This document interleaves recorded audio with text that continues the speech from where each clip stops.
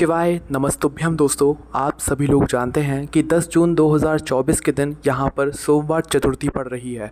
इसलिए दोस्तों इस दिन का महत्व बहुत ही ज़्यादा बड़ा होता है और इस दिन आप लोगों को गमले में शिवलिंग बनाने वाला उपाय ज़रूर करना चाहिए। और दोस्तों बहुत सारे लोगों ने तो ये वाला उपाय करना भी शुरू कर दिया है, पर बहुत सारे लोगों को उपाय समझ नहीं आया है, जिस कारणवश वो अभी तक ये वाला उपाय नहीं कर पाए हैं। तो इस वीडियो में आप लोगों को हम 3 जून, जिस दिन जून महीने का पहला सोमवार है, इस दिन आप लोगों को गमले में शिवलिंग बनाने वाला उपाय ज़रूर करना चाहिए, जो कि पंडित जी ने अपनी अभी की ही कथा में यहाँ पर बताया हुआ है। तो दोस्तों इस उपाय को आपको कैसे करना है, कब करना है, कहाँ पर करना है और उपाय को करते समय आपको किन किन बातों का ध्यान रखना है, ये सारी जानकारी हम आपको इस वीडियो में देंगे। और आप लोग ये बात पहले से जानते हो कि पंडित जी जो भी नया उपाय बताते हैं, उस उपाय को जो भी लोग पहले करते हैं, भाई उन लोगों को इस उपाय को करने का जो फल है वो बहुत ही जल्दी मिलता है और बहुत बड़ा होकर मिलता है। इसीलिए दोस्तों हम आपको इस उपाय के बारे में वापस से बता रहे हैं। तो दोस्तों इस उपाय में आपको करना क्या होता है, सबसे पहले वो आप एक बात समझ लो। तो देखो इस उपाय में आप लोगों को मात्र एक पार्थिव शिवलिंग बनाना होता है। पार्थिव शिवलिंग बनाना का मतलब होता है कि आप मिट्टी से ही अपने हाथों से एक छोटा सा शिवलिंग बनाओ, उसे हम पार्थिव शिवलिंग कहते हैं। पर ये पार्थिव शिवलिंग हमें कहाँ पर बनाना है, ये उपाय हम कहाँ पर कर सकते हैं, तो सबसे पहले आप लोग ये बात सुन लो। तो देखो इस उपाय को करने की पंडित जी ने 2 जगह बताई हैं, ठीक है। इस उपाय को करने की सबसे अच्छी बात यही है कि इस उपाय को अगर आप अपने घर में ही करना चाहते हैं तो भी कर सकते हैं, कोई भी दिक्कत वाली बात नहीं है। तो देखो जो 2 स्थान है, वो 2 स्थान में से सबसे पहला जो स्थान है वो है कोई सा भी वृक्ष, मतलब कोई सा भी ऐसा पेड़ जो कि बड़ा हो, जिसके नीचे बैठकर आप लोग अपना यह वाला उपाय कर सकते हो। 5 बेलपत्र वाला उपाय कर सकते हो या गमले में शिवलिंग बनाने वाला उपाय कर सकते हो, ठीक है। उसके बाद में जो दूसरी जगह है वो है दोस्तों आपका गमला, ठीक है। क्या कौन सी जगह है, आपका गमला है ना। तो आपके घर में जो गमला है, उस गमले में जो भी पौधा लगा हुआ है, उस पौधे के नीचे उस गमले में आप लोग ये 5 बेलपत्र वाला उपाय कर सकते हो। बस ध्यान इस बात का रखना है कि जिस गमले में आप लोग ये वाला उपाय करोगे, उस गमले में तुलसी मैया का पौधा नहीं लगा हुआ होना चाहिए, और अगर लगा हुआ है तो भाई आप लोगों को उस गमले में ये वाला उपाय नहीं करना है। फिर इसके अलावा आप लोग किसी भी और पेड़ के नीचे ये वाला उपाय कर सकते हो। अब भाई यहाँ पर प्रश्न ये भी आप लोगों के निकल कर आए हैं कि अगर हम पेड़ के नीचे ये वाला उपाय कर रहे हैं तो हम कौन कौन से पेड़ के नीचे ये वाला उपाय कर सकते हैं।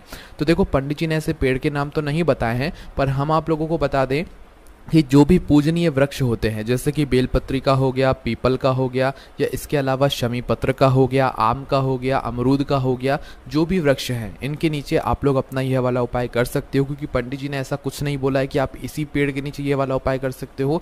जो भी पेड़ हैं जो कि पूजनीय होते हैं, बड़े पेड़ होते हैं, उन पेड़ों के नीचे आप लोग अपना यह वाला उपाय कर सकते हो। उसके बाद में दोस्तों जो हम पार्थिव शिवलिंग बनाएंगे, वो कितनी शिवलिंग बनाएंगे, तो देखो यहाँ पर सिर्फ एक ही पार्थिव शिवलिंग बनाना है आपको, एक से ज़्यादा नहीं बनाना है ना।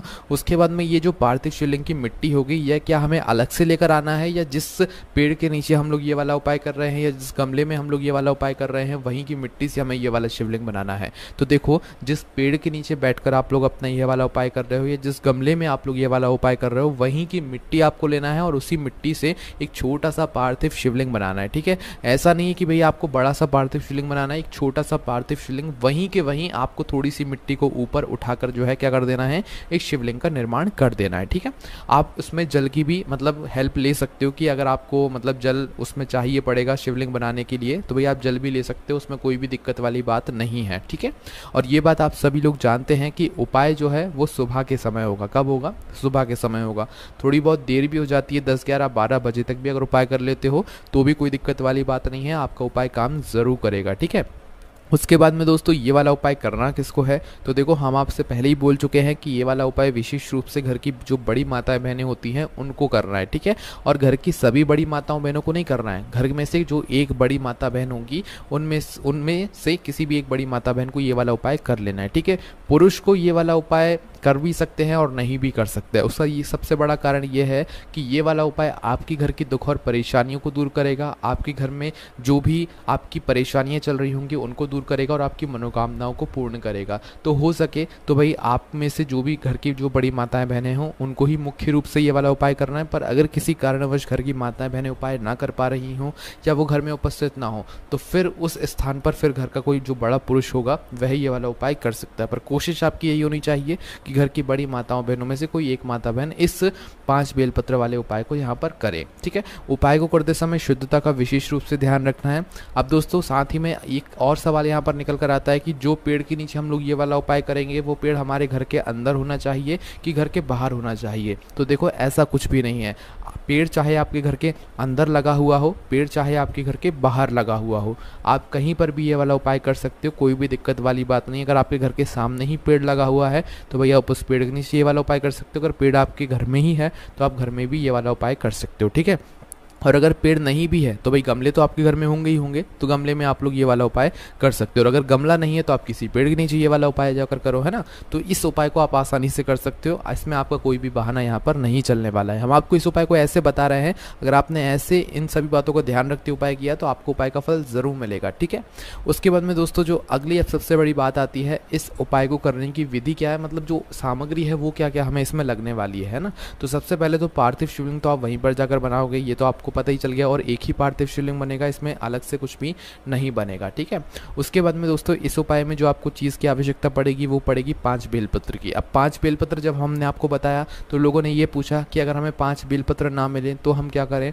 तो देखो 5 बेलपत्र अगर आपको ना मिले तो आप क्या कर सकते हो कि भाई आप कुछ नहीं कर सकते हो, आपको 5 बेलपत्र लाना ही पड़ेगा। उसका सबसे बड़ा कारण यह है कि ये वाला उपाय हम किसी मंदिर में जाकर नहीं कर रहे हैं। अगर हम मंदिर में जाकर करते तो हम शिवलिंग के ऊपर से ही उठाकर 5 बेलपत्र को धोकर इस्तेमाल कर लेते, पर ये वाला उपाय हम हमारे घर में ही कर रहे हैं, हमारे घर के आसपास जो वृक्ष हैं उनमें ही कर रहे हैं। तो भाई इस वाले उपाय में आपको 5 बेलपत्र किसी वृक्ष से तोड़कर ही लाना पड़ेगा या तो कहीं से खरीद कर ही लाना पड़ेगा। वह 5 बेलपत्र अच्छी होनी चाहिए, कटी पटी नहीं होनी चाहिए, इस बात का भी आप लोगों को ध्यान रखना है। ठीक है, तो ये बात आपको समझ आ गई कि 5 बेलपत्र तो आपको लानी ही पड़ेगी। उसके बाद में दोस्तों 2 लोटा जल, है ना। अब 2 लोटा जल कहने का मतलब क्या है कि हमें 2 लोटा में जल लाना है। तो देखो अगर आपके घर में 1 लोटा तो होगा ही होगा, है ना। अगर आपके घर में 2 लोटा नहीं है तो भाई उस जगह पर आप 1 लोटा में जल भर लो और दूसरा कोई भी एक पात्र ले लो, कटोरी ले लो, कुछ भी ले लो जिसके अंदर आप लोग जल भर लो। पर लेना आपको 2 पात्रों में जल है यहाँ पर, है ना। पंडित जी ने 2 लोटा बोला हुआ है, पर कई सारे लोगों के घर में 2 लोटा नहीं होंगे तो 1 लोटा होगा, तो 1 लोटा तो आप जल भर लो और एक कटोरी ले लो या एक कोई सा पात्र ले लो, उसके अंदर जल भर लो। पर भरना आपको 2 पात्रों में ही जल है ना। और अगर 2 लोटे हैं तो भाई दोनों लोटों में जल भर लो और दोनों लोटे जल को लेकर आप लोग आ जाओ अपना जहाँ पर उपाय कर रहे हो वहाँ पर, है ना। और जितना जल्दी सुबह उपाय करोगे उतना ज़्यादा अच्छा रहेगा और आपको उपाय का फल भी जल्दी मिलेगा। ठीक है, उसके बाद में दोस्तों अब उपाय को करने की बारी आ जाती है। अब उपाय को करने के लिए आप वहाँ पर आ जाओ जहाँ पर आप लोग अपना यह वाला उपाय कर रहे हो। ठीक है, पूजन सामग्री जो आप अपने साथ पे लेकर आना चाहो वो पूजन सामग्री लेकर आ सकते हो। जैसे आप भगवान शिव जी के मंदिर में जाकर पूजन अर्चना करते हो शिवलिंग की, वैसे आप इस पार्थिव शिवलिंग की भी पूजन कर सकते हो, कोई भी दिक्कत वाली बात नहीं है। ठीक है, इसी के साथ में दोस्तों एक और चीज़ की जो आपको आवश्यकता पड़ने वाली है वो है दोस्तों एक दीपक। क्या, एक दीपक। अब ये जो दीपक है ये आप आटे का भी ले सकते हो, मिट्टी का भी ले सकते हो, कोई भी दिक्कत वाली बात नहीं, कोई सा भी लोगे चल जाएगा। इसके अंदर जो बत्ती रखाएगी वो गोल बत्ती रखाएगी और इसके अंदर शुद्ध देसी गाय का घी डलेगा। ठीक है, शुद्ध देसी गाय का घी इस्तेमाल करना, उपाय आपका अच्छा काम करेगा, है ना। तो एक घी का दीपक तैयार करके आप पहुँच जाओ वहाँ पर जहाँ पर आप उपाय कर रहे हो, चाहे घर में जो भी पेड़ लगा हुआ वहाँ पर या आपके घर के बाहर जहाँ पर भी पेड़ लगा हुआ हो वहाँ पर, है ना। तो भाई उस पेड़ के नीचे आप लोग पहुंच जाओ। पेड़ के नीचे पहुंचने के बाद सबसे पहला काम आपका वहां पर बैठने का रहेगा। आसन लेकर जाना चाहो तो लेकर जा सकते हो, कोई भी दिक्कत वाली बात नहीं है, बैठकर ही उपाय करना है, खड़े होकर नहीं करना है। उसके बाद में बैठकर आप लोग क्या करना है, सबसे पहले तो एक पार्थिव शिवलिंग का निर्माण करना है। और शिवलिंग भी ऐसा नहीं कि बिल्कुल आप मंदिर जैसा शिवलिंग बनाओ, आपसे जैसा शिवलिंग बनता है ना वैसा आप मात्र एक पार्थिव शिवलिंग का मतलब ये होता है कि आपको मात्र शिवलिंग बनाना है ना। जो आपको अपनी हथेली से जो है थोड़ी सी मिट्टी को ऊपर की ओर उठाकर बस उस शिवलिंग को इस तरीके से तैयार कर देना है ना। बिल्कुल ऐसा जमा कर शिवलिंग नहीं बनाना है, आपको मात्र आसानी से जैसे आपसे शिवलिंग बनता है अपने हथेली से वैसे आपको बना देना और सीधे हाथ की हथेली से शिवलिंग बनाना है ना। शिवलिंग जैसे ही आपका बन जाता है उसके बाद में आपको क्या करना है दोस्तों, अपनी 5 बेलपत्र को निकाल लेना है। क्या करना है, अपनी 5 बेलपत्र को निकाल लेना है। अब यहाँ पर आपको पहले जल नहीं चढ़ाना है। बहुत सारे लोग पूछ रहे थे कि भाई पहले हमें जल चढ़ाना है कि बेलपत्र चढ़ाना है, तो पहले आपको जल चढ़ाना है। ठीक है, और दीपक भी पहले नहीं जलाना है ना, जलाकर रखना है। ठीक है, अब कब जलाना है वो हम आपको बताएंगे। तो पहले आप अपनी 5 बेलपत्र को निकाल लो, है ना। अब दोस्तों ये जो 5 बेलपत्र हैं ये एक एक करके उस पार्थिव शिवलिंग पर चढ़ेंगी और डंडी का मुख अपनी तरफ करके आपको चढ़ाते जाना है। ठीक है, और हर बेलपत्र को चढ़ाते समय एक आपको नाम बोलना है। कौन सा नाम बोलना है वो हम आपको बता देते हैं। देखो शिव जी की 5 बेटियां हैं। अब 5 बेटियां में से एक एक बेलपत्र चढ़ाते समय आपको एक एक बेटी का नाम बोलते जाना है ना। देखो हम आपको पांचों बेटियों का नाम बोलकर बता देते हैं, आप इसे लिख लो या नोट कर लो या याद कर लो, ठीक है। तो शिव जी की 5 बेटियों का जो नाम है वो है जया, विषहरा, श्यामली बारी, दौतली और देव। ये शिव जी की 5 बेटियों का नाम है। इन 5 बेटियों का नाम आपको एक एक करके एक एक बेलपत्र को चढ़ाते समय आपको बोलना है। जैसे शिवलिंग पर बेलपत्र चढ़ता है वैसे ही यहाँ पर भी बेलपत्र चढ़ेगा। तो एक एक बेलपत्र को चढ़ाते समय शिव जी की एक एक बेटी का आप लोग नाम लेते जाना। जैसे ही आप एक एक बेलपत्र को चढ़ाते हो, शिव जी की एक एक बेटी का नाम लेते जाते हो और आपकी 5 बेलपत्र चढ़ जाती हैं, उसके बाद में आपको क्या करना है, अब अपना वो है लोटा जल निकाल लेना। 2 लोटा जो जल है या 2 पात्रों में जो जल लेकर आया है उसे ले लेना है ना।